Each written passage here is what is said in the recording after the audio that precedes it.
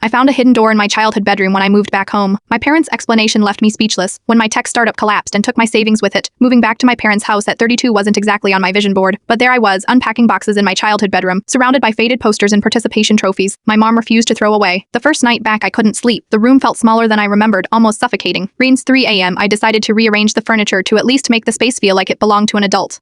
As I pushed my old dresser away from the wall, I noticed something odd apparent, a slight difference in the wallpaper pattern. Curious, I peeled back a corner of the wallpaper to find the outline of what was unmistakably a small door about 2 feet square, sealed shut with what looked like decades-old paint. I spent the rest of the night gently scraping away paint until I could make out hinges and a simple latch. By sunrise, I had managed to open it without breaking anything. Behind the door was a small, dusty compartment built into the wall. Implied was a single item, a worn, leather-bound journal with Elizabeth's thoughts written in faded, childish handwriting on the cover. But it wasn't my handwriting, and I had never kept a journal. I flipped through the pages, my confusion growing with each entry. The journal contained detailed stories about imaginary adventures, drawings of made-up creatures, and daily entries about school friends I'd never heard of. The entries spanned 3 years from ages 7 to 10, paired exactly when my childhood memories were the haziest. The final entry simply read, "Mom says I don't need to write anymore. The doctor says I am better now." When I confronted my parents at breakfast, journal in hand, the color drained from my mother's face. My father quietly asked me to sit down. "We hoped you'd never find that, my mother," whispered the therapist. "Said if you didn't remember, we shouldn't bring it up." My parents exchanged a look I couldn't interpret before my father continued. "When you were 7, you developed a high fever that lasted nearly a week. After it broke, you were different. You insisted your name was Elizabeth Pernell, not your middle name, but your real name. You created elaborate stories about another life, another family, another house you lived in." My mother reached for my hand. "The doctors call it a rare form of childhood dissociative disorder triggered by the fever. You created an entire alternate identity for almost 3 years. You would switch between being yourself and being Elizabeth." I stared at them in disbelief. "That's impossible. I would remember something like that." "The psychiatrist suggested we give Elizabeth her own space to express herself," my father explained.